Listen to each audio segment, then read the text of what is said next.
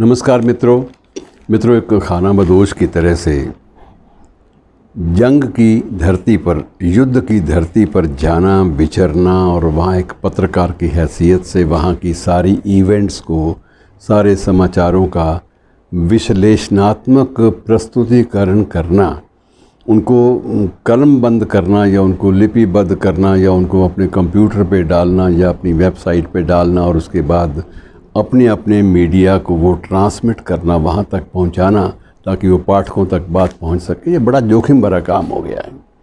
और ये युद्ध पत्रकारिता मित्रों अपने आप में बड़ा गज़ब का विषय रहा है। अभी आपने हाल ही में देखा होगा यूक्रेन और रूस की जंग के वक्त जिस तरह से भारतीय पत्रकारों ने, विशेष रूप से इलेक्ट्रॉनिक मीडिया के पत्रकारों ने जो कमाल दिखाया, वो उनका साहस की उनकी प्रशंसा करनी पड़ेगी। पता नहीं उनके संचालकों ने या उनके जो मालिक थे जिन्होंने उनको वहाँ भेजा हुआ था, उन्होंने उनके लिए क्या अलग से आकर्षक व्यवस्थाएं की, ये तो मालूम नहीं है। लेकिन निश्चित रूप से कोई बड़ी लंबी चौड़ी उनके लिए पेशकश अगर हुई होती तो उसकी चर्चा ज़रूर होती। चर्चा स्वयं ही मीडिया के संचालक ही करा देते हैं कि हमने ये किया, हमने वो किया। लेकिन जो पत्रकारिता हमारे सामने आई, जो रिपोर्टिंग हमारे सामने आई, वो इतनी साहस से भरी हुई थी मित्रों। सामने बम गिर रहे हैं और एक व्यक्ति पूरा का पूरा आपको रिपोर्ट दे रहा है। और कई जगह तो ये भी होता है कि वो अजीब ढंग से आपको एक दर्दनाक भी और एक भयावह चित्र भी आपके सामने प्रस्तुत करता है शब्दों के माध्यम से, और सचित्र कैमरे का भी प्रयास करता है कि कैमरे के माध्यम से आप तक वो सारी बातें पहुँचे ताकि आप में अगर बची खुची कहीं संवेदनशीलता है तो वो जागे। आप ऐसी घटनाओं का, ऐसी हिंसा का विरोध करने के लिए अपने अंदर एक आग सुलगा सकें। मित्रों ये काम बड़ा जोखिम भरा है, बहुत ज़्यादा। और ये जो पत्रकार जिसका मैं ज़िक्र कर रहा हूँ, इसका नाम रॉबर्ट फिस्क था। ये जन्म इसका ब्रिटेन में हुआ था, लेकिन ब्रिटेन में जन्म लेने के बावजूद, एक अंग्रेज़ होने के बावजूद, जिस प्रवाहमय ढंग से ये अरबी भाषा बोल सकता था या बोल सकता है, वो अद्भुत थी। और उसी अद्भुत करिश्मे के तौर पर इसने अपने आप को गौर वर्णीय अरबी नागरिक की तरह से प्रस्तुत किया और वहाँ पर अपनी जान भी बचा कर ये रिपोर्टिंग जो है अपने मीडिया के लिए, अपने लोगों के लिए करता रहा।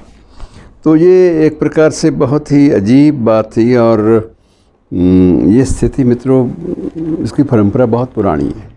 सिर्फ संजय उवाच नहीं कि संजय महाभारत के काल में उसने सारी की सारी जो डिटेल थी, जो विवरण था, सारा का सारा धृतराष्ट्र को दिया। उस वक्त इलेक्ट्रॉनिक मीडिया था या दिव्य मीडिया कह सकते हैं, कुछ भी था, और आंखों देखा हाल उसने सुनाया। जो धृतराष्ट्र सवाल पूछते, उन सभी सवालों का वो जवाब जो है ऐसे देता जैसे वो साक्षी है, हर चीज़ को अपनी आंखों से देख पा रहा है।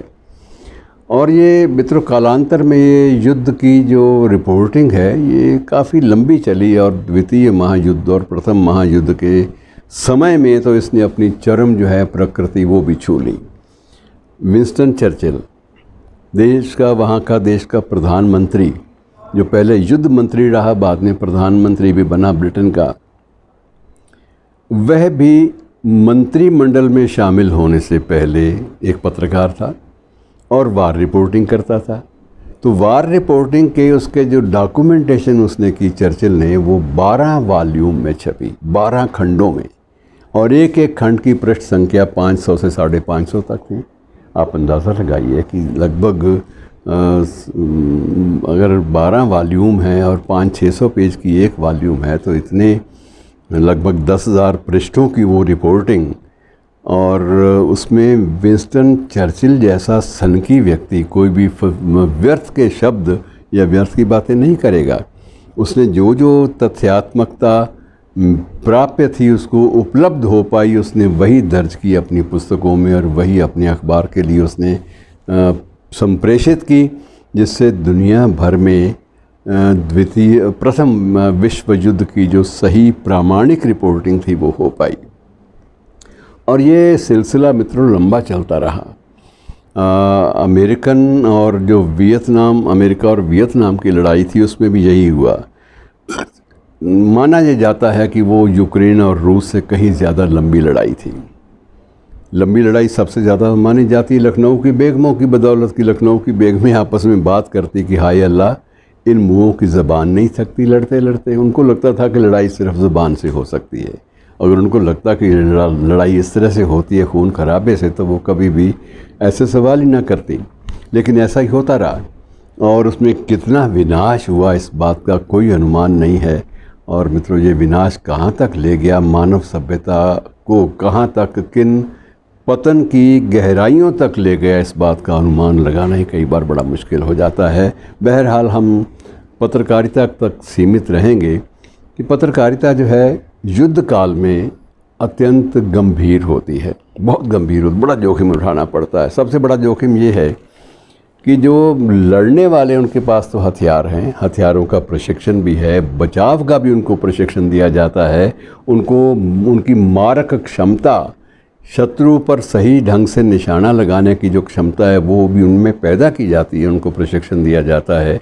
लेकिन पत्रकार, उसके पास तो सिवाय या कलम का प्रशिक्षण होता है या फिर आज की दुनिया में उसके पास माइक का है, आज की दुनिया में प्रसारण का है या फोटोग्राफी का है। इनके अलावा उसके पास कोई साधन और नहीं होता। और माइक से, फोटोग्राफी से, कैमरे से और कलम से आत्मरक्षा संभव नहीं होती। ये आप भी जानते हैं, मैं भी जानता हूँ।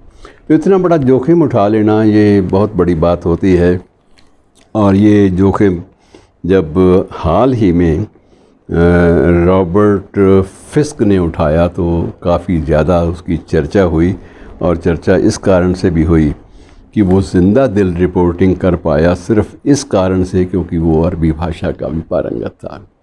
अर्थात जिस देश में जाकर वो वार रिपोर्टिंग कर रहा है, उस देश की भाषा, उस देश की जो एक संस्कृति है, कल्चर है, उसको वो पूरी तरह से समझ चुका था, उसका अध्ययन उसने किया हुआ था।